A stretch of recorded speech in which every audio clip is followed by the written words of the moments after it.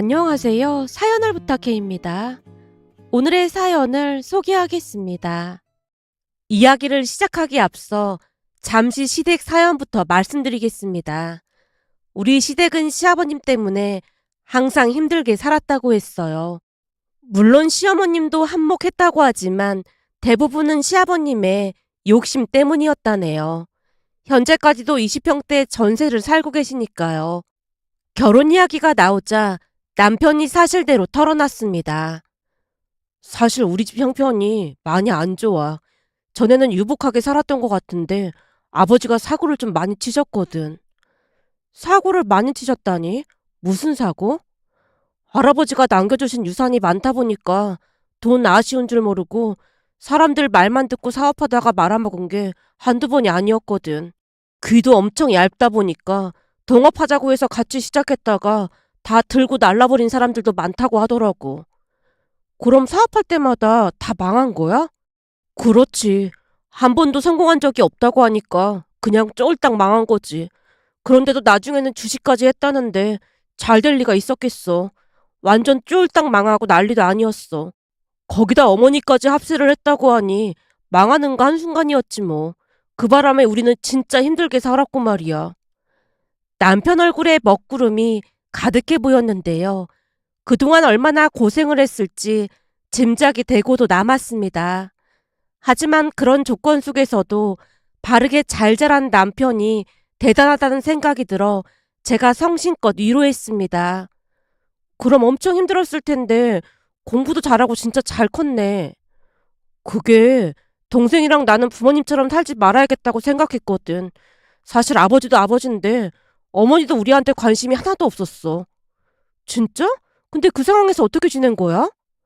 할머니가 계셨잖아. 할머니가 보살펴 주셨지 뭐. 와, 대단하다.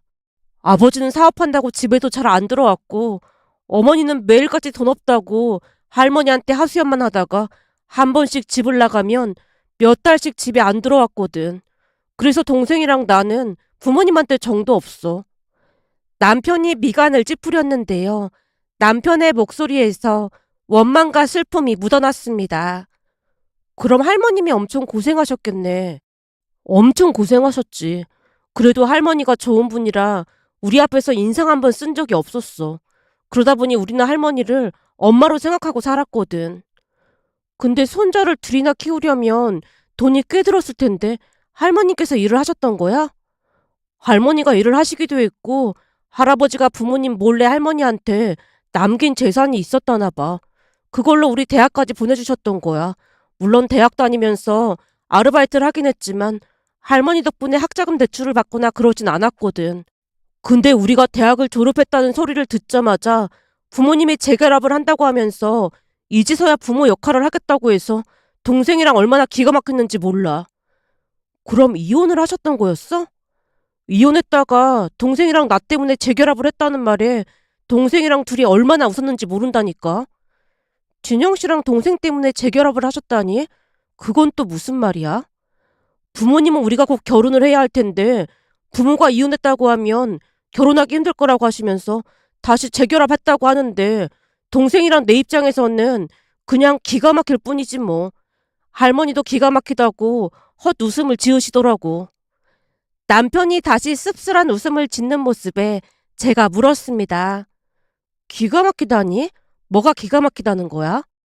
그냥 딱 봐도 각이 나오는 거잖아. 동생이랑 내가 대학도 졸업했겠다. 돈 벌어서 당신들 먹여 살리라는 그런 의미가 아니면 뭐겠어? 진짜 그런 생각을 하신 거란 말이야? 설마 그래도 부모님이신데 그런 생각을 하신 건 아닐 거야.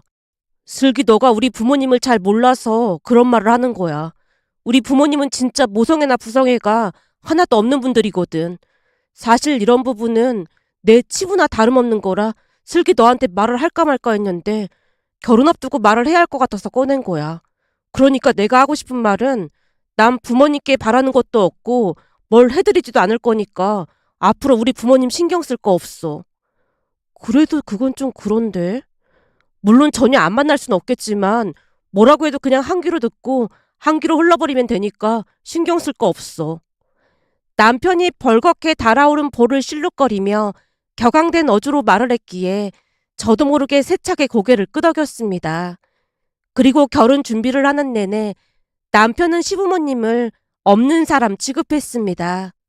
대신 모든 것을 시할머님과 상의했고 할머님은 같은 말만을 되풀이하실 뿐이었어요. 니들만 좋으면 나는 다 괜찮으니까 니들 생각대로 해.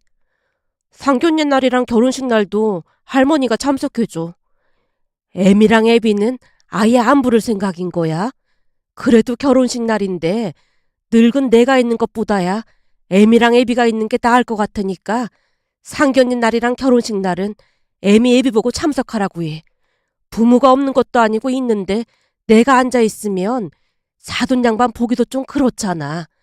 그리고 애비 성격에 결혼식 날 안 불렀다고 난리라도 치면 골치 아프니까 그렇게 해. 난 진짜 부르기 싫단 말이야. 그냥 상견례 날 결혼식 날 딱 2번만 참아봐. 결혼 앞두고 시끌시끌하면 좋을 게 뭐가 있겠어. 라는 할머님 말에 남편이 힘겹게 고개를 끄덕였는데요. 할머님도 말을 꺼내시긴 했지만 영 내키지 않아 하는 표정이었습니다. 그렇게 우리는 결혼 준비를 했고 양가 인사를 드리기 위해 시댁에 갔습니다.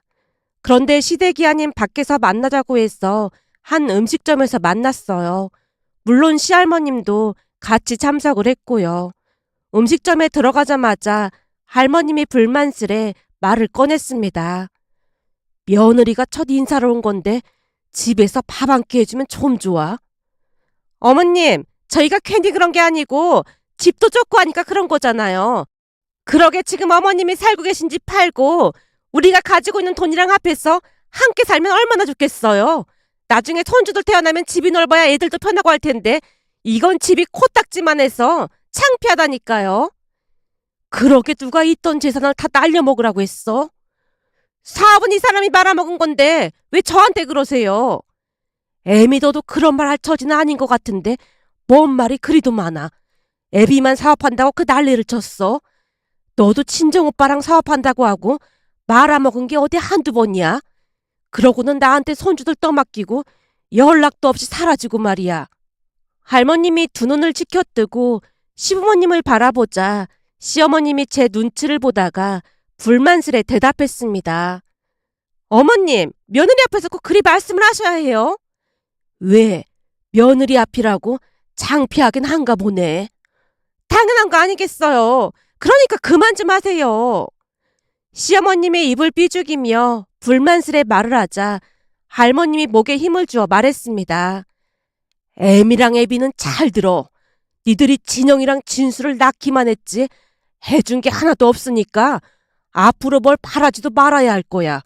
내 말 무슨 말인지 알겠어? 예? 그게 무슨 말씀이세요? 한마디로 며느리한테 뭘 바라거나 그러지 말라는 말이야. 만약 그랬다가는 내가 요절을 내버릴 참이니까 그런 줄 알아.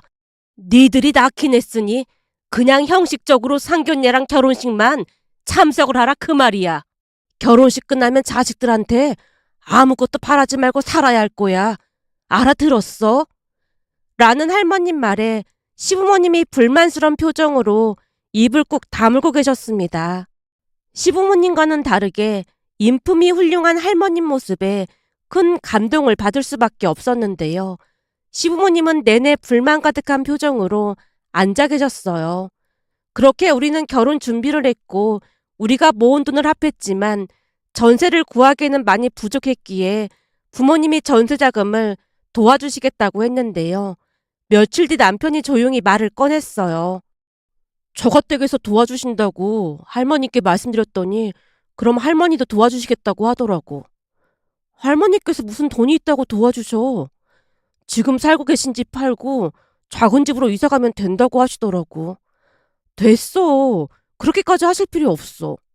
제가 놀라서 거절을 한 뒤 집에 가서 부모님께 말씀드렸어요. 엄마 아빠, 진영씨 할머님이 집을 팔아서 도와주시겠다고 했다는데 그냥 괜찮다고 했어. 뭐? 할머님이 그런 말씀을 하셨단 말이야? 그랬다고 하더라고. 아무래도 엄마 아빠한테 미안해서 그러신 것 같아. 대부분은 부모가 그런 말을 하는데 할머님이 참 대단하시네. 그러니까 말이야. 근데 진영 씨 부모님은 이럴 때는 남처럼 모른 척 하시더라고. 난 그게 더 대단한 것 같더라고. 아무리 그래도 시부모님인데 진영이 앞에서 절대 그런 말 하지 마. 진영 씨 앞에서는 절대 그런 말 안 하지. 암튼 할머님 돈은 안 받는 걸로 할게. 당연히 그래야지. 그 돈이 어떤 돈인데 그 돈을 받아. 마음만 감사히 받겠다고 꼭 말씀드려. 그래도 마음 써주셔서 너무 고맙네. 라며 부모님이 흐뭇한 표정을 지으셨습니다. 사실 시부모님 때문에 조금은 걱정을 하고 있었는데요. 할머님 인품에 안심하는 모습이었어요. 그렇게 우리는 결혼을 했는데요. 저만 동안은 할머님과 남편 눈치를 보던 시부모님이었지만 시간이 지나면서 조금씩 불만을 토로하기 시작했습니다. 특히나 시아버님이 예단을 문제 삼았어요. 장남이 결혼하는데 양복 한 벌밖에 못 받은 건 우리밖에 없을 거다. 내 친구 며느리는 결혼할 때 시아버지한테 차도 한 대 사줬다고 하던데 쪽팔려서 어디 가서 말도 못 꺼낸다니까. 거기다 양복이 유명 브랜드 양복도 아니고 후질그레한 게 내 얼굴까지 칙칙해 보였다고 하더라니까. 그러게 말이야. 그건 나도 마찬가지라니까. 내 친구도 며느리가 모피코트 사줬다고 하던데 내가 입은 한복도 볼품없었잖아. 아무리 그래도 너무한 거 아니니? 시부모님이 미간을 잔뜩 찌푸리며 불만을 쏟아내고 있었는데요. 남편이 싸늘한 눈길로 두 분을 향해 냉랭하게 입을 열었습니다. 그래서 두 분은 우리 결혼할 때 뭐 해주셨는데요? 장인 장모님은 전세에 보태라고 돈까지 주셨는데도 바라는 게 하나도 없으시던데 두 분은 진짜 대단하시네요. 얼마나 양심이 없으면 그런 소리를 하는 거예요? 양복이 후질그레했다고요? 아버지가 지금 단단히 착각하고 계시는 게 있는데 지금 양복이 문제가 아니고 이기적이고 비양심적인 아버지 마음이 더 문제인 거예요. 너 아버지한테 말버릇이 그게 뭐야? 아버지면 아버지답게 행동하셔야죠. 다시 한번 슬기한테 그런 식으로 얘기하시면 앞으로 얼굴 안 보고 살 테니까 그런 줄 아세요. 남편이 목소리를 높였고 시아버님이 눈치를 보며 굳게 입을 다물었습니다. 그 뒤 우리는 시부모님과의 만남을 줄여나갔고 대신 할머님만 찾아뵐 뿐이었어요. 그렇게 2년 정도가 흘러갔는데요. 그러는 동안 시부모님과는 두세 번 만났을 뿐이었습니다. 그러던 어느 날은 도련님이 여자친구를 데리고 온다고 했기에 정말 오랜만에 시댁에 다 같이 모였는데요. 전날 시어머님에게서 전화가 걸려왔습니다. 예, 내일 둘째가 여자친구 데리고 온다는 소리 들었지?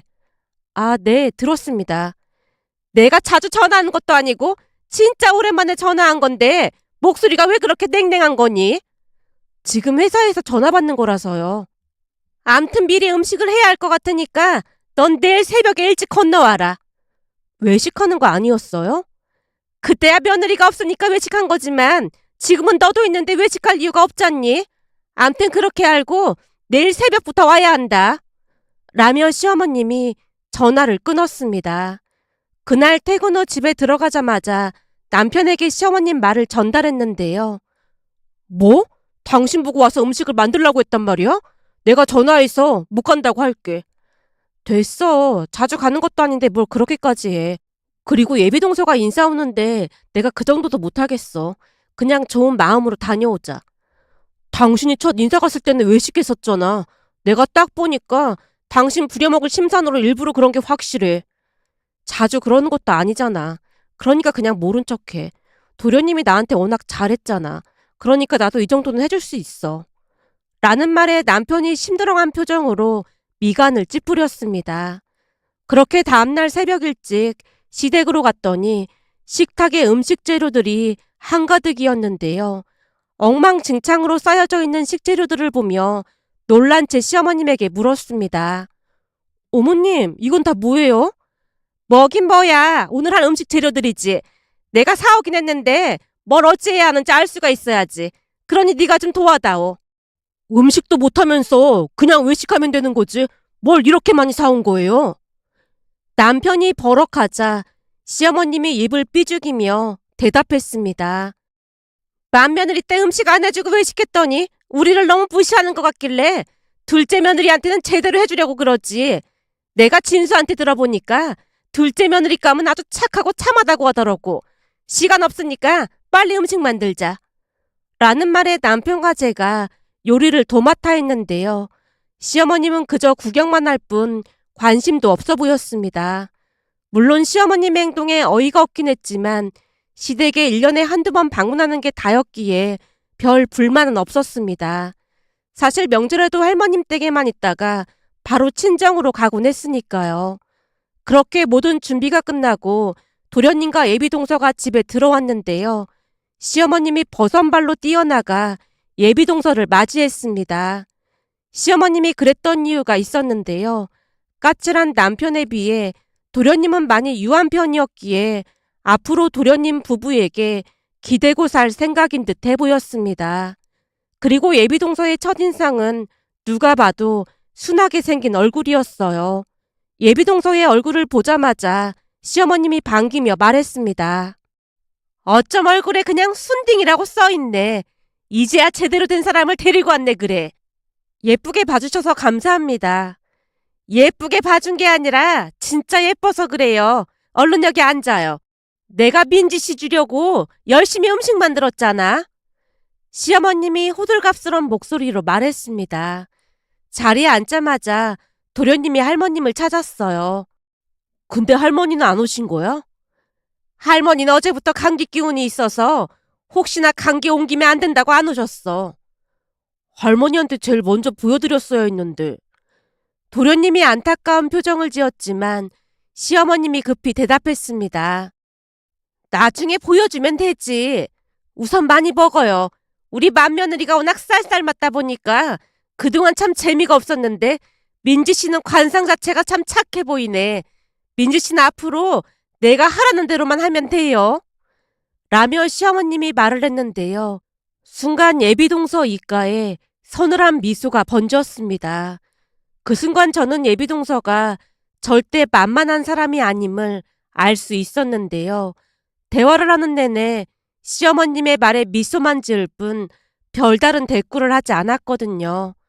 하지만 그럴 수밖에 없었던 것이 밥을 먹는 내내 시어머님이 동서에게 당신 말만을 잘 들으라는 말을 반복하고 있었거든요. 그 뒤 서방님과 동서는 결혼을 했고 두 사람이 신혼여행에서 돌아온다는 말에 할머님을 도와드리기 위해 전날부터 할머님 댁으로 갔는데요. 할머님께서 미안한 듯 말을 꺼냈습니다. 그냥 내일 와도 되는데 불편하게 뭐하러 왔어? 할머님이랑 같이 있으면 불편할 거 하나도 없는걸요. 저는 할머니가 오래전에 돌아가셔서 늘 할머니가 있는 친구들이 부러웠거든요. 그래서 하나도 안 불편하고 오히려 좋아요. 늙은이라 대화도 안 되고 그럴 텐데 좋긴 뭐가 좋다는 건지 모르겠다. 라며 할머님이 무표정하게 대답을 하시긴 했지만 그러면서도 입가에는 미소가 살짝 번지고 있었습니다. 그렇게 다음날 시부모님도 할머님 댁으로 오셨고 잠시 후 동서와 서방님이 도착을 해서 다 같이 식사를 했어요. 곧 동서와 서방님이 선물 꾸러미를 꺼내서 가족들에게 나눠줬는데요. 남편과 제 선물까지 골라온 모습에 고맙고 미안한 마음에 동서에게 감사 인사를 했어요. 뭘 우리 것까지 챙겼어. 우리는 괜찮은데. 라며 동서와 대화를 하고 있던 순간 선물을 받아들고 확인하던 시어머님이 불만 가득한 표정으로 말했습니다. 뭐야? 겨우 화장품만 사온 거야? 내 건 더 있는 거지? 내가 사진까지 보내놨잖니. 그것도 사온 거지? 이따가 따로 주려고 어디다 둔 거야? 시부모님은 염치라고는 조금도 없는 분들이었는데요. 그날 들어봤더니 신혼여행을 가는 동서에게 선물을 사오라며 사진까지 보내준 모양이었습니다. 곧 시어머님이 동서에게 따지듯 물었거든요. 나머지는 어디 있니? 차에 있는 거니? 시어머님이 따져 물었지만 동서가 묵묵부답으로 일관하고 있었어요. 얘, 너 지금 뭐 하는 거니? 내가 묻고 있잖아. 시어머님이 눈을 커다랗게 뜬 채 동서에게 물었지만 역시나 동서가 못 들은 척하며 할머님께 말했습니다. 할머님, 음식 너무 맛있어요. 그래? 맛이 괜찮았어? 네, 진짜 맛있어요. 야, 너 내 말 안 들려? 순간 시어머님이 동서에게 버럭 고함을 질렀는데요. 애미야, 너 대체 왜 이러는 거니? 어머님, 제가 제 말을 무시하잖아요. 명색이 내가 시어머니인데 어쩜 이럴 수가 있어. 넌 내가 우스운 거니? 시어머님이 흥분한 채 동서에게 삿대질까지 했습니다. 아마도 동서가 순해 보이니 만만하게 봤던 게 아닌가 싶었습니다. 하지만 동서는 결코 호락호락한 사람이 아니었어요. 곧 시어머님을 향해 반격을 시작했으니까요. 어머님은 우리 결혼할 때 대체 뭘 해주셨어요? 뭐? 뭘 해주다니? 저는 어머님께 바란 게 하나도 없거든요. 근데 어머님은 왜 자꾸만 저한테 뭘 바라시는 거예요? 내가 뭘 그렇게 바랬다고 그래? 명품백이랑 밍크코트를 사달라고 하시질 않나. 결혼 후에는 매달 용돈까지 보내라고 하셨잖아요. 그래놓고는 할머니께는 절대 말하지 말라고 하셨고요. 뭐? 밍크코트 명품백? 애미 너 둘째한테 그런 말을 한 거야? 너 말 되게 웃기게 한다. 그래서 네가 사주기로 해서 뭘 했어? 사실 그까짓 거 그냥 해드리면 그만인데 두 분 말씀하시는 게 너무 어이가 없어서 안 해드린 거예요. 저희 결혼하는데 10원 한 장 도와주신 것도 없으시면서 대체 바라는 건 왜 그렇게 많은 거예요? 그럼 어머님도 다 해주세요. 어머님 친구분 며느리는 밍크코트 사주셨다고 하셨잖아요. 그럼 저도 밍크코트 사드릴 테니까 다이아 반지부터 전부 다 해주세요. 조용한 줄만 알았던 동서가 쉴 새 없이 쏟아내고 있었는데요. 아마도 시어머님이 계속해서 이런저런 요구를 했던 것 같아 보였습니다. 한마디로 참을 만큼 참았다가 쏟아낸 게 아닌가 싶었어요. 그 모습에 시어머님이 살기 어린 눈빛으로 동서에게 쏘아붙였는데요. 그동안 순진한 척은 다 하더니만 보통 내기가 아니었네. 네 부모가 어른들한테 그렇게 하라고 가르치디? 아니요. 당연히 예의 바르게 하라고 가르치셨죠. 그동안 저도 예의 바르게 행동하려고 엄청 노력했거든요. 근데 어머님 아버님이 저를 막대하는데 제가 어떻게 어머님 아버님께 예의 바르게 행동하겠어요? 그러니까 앞으로 저희한테 뭐 바라지도 마세요. 용돈 명목으로 매달 50만 원씩 보내라고 하셨는데 저희가 그 돈을 왜 드려야 하는 건지 잘 모르겠거든요. 내가 친수를 낳았으니까 당연히 그만한 자격은 있는 거지. 모든 부모가 자식을 낳고 키우지만 어머님 아버님처럼 그러진 않거든요. 오히려 조금이라도 못 도와줘서 미안해 하거든요. 근데 지금까지 제 얼굴 볼 때마다 뭘 사달라는 말뿐이셨잖아요. 앞으로 저희한테 뭐 바라지도 마시고 각자 알아서 잘 살았으면 좋겠습니다. 라며 동서가 낮은 목소리로 또박또박 말을 하자 시부모님 얼굴이 시뻘개진 채 문을 박차고 나가버렸습니다. 그런데 두 분이 나가자마자 동서가 할머님 앞에 무릎을 꿇고 말했어요. 할머님, 소란 피워서 죄송합니다. 아니다. 내가 오히려 미안하구나. 이게 다 내가 자식을 잘못 키워서 그런 거 아니겠니? 정말 죄송합니다. 사실 결혼식 하기 전부터 계속 뭘 사달라고 전화하고 그랬어요. 돈을 입금하라고 한 적도 있었고요.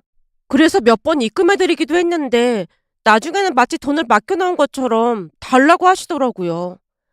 뭐? 그래서 돈을 보내줬단 말이야? 네. 처음에는 빌려달라고 해서 빌려드렸던 건데 물론 못 받았고요. 세상에나 이게 무슨 망신이야 그래. 어떻게 감히 그런 생각을 할 수가 있어. 내가 대신 사과하마. 그리고 애미가 빌려간 돈은 내가 갚아주마. 아닙니다. 큰 돈은 아니니까 괜찮습니다. 그것보다도 할머님 앞에서 소란 피워서 정말 죄송합니다. 동서가 다시 한번 진심으로 사과를 드렸고 할머님도 동서에게 미안하다는 말을 반복했습니다. 비록 그날 동서가 시부모님에게 쏘아붙이기는 했지만 동서는 속이 깊고 마음이 참 따뜻한 사람이었는데요. 어느 날 찾아와서 어렵게 말을 꺼냈거든요. 형님, 제가 듣기로는 형님께서 매달 할머님께 용돈을 드린다고 들었어요. 아, 그거 별거 아니야. 동서도 들어서 알겠지만 남편이랑 서방님을 할머님께서 고생하시면서 키우셨잖아.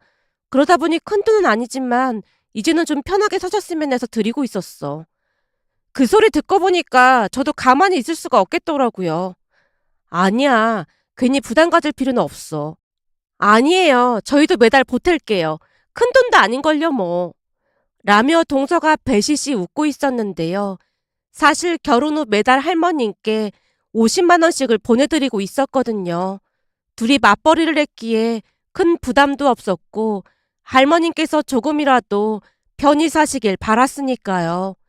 그날 이후 동서도 할머님께 매달 돈을 보내드리고 있다고 했습니다. 물론 할머님이 괜찮다며 손사래를 치셨지만 지금껏 남편과 서방님을 키워주신 거에 비하면 아무것도 아니라는 생각이 들었기에 우리는 매달 돈을 보내드리고 있답니다. 그리고 시부모님은 그날 이후 우리에게 연락을 해오지 않고 있는데요. 동서가 매섭게 몰아붙인 뒤로는 아예 연락을 끊고 살고 있답니다.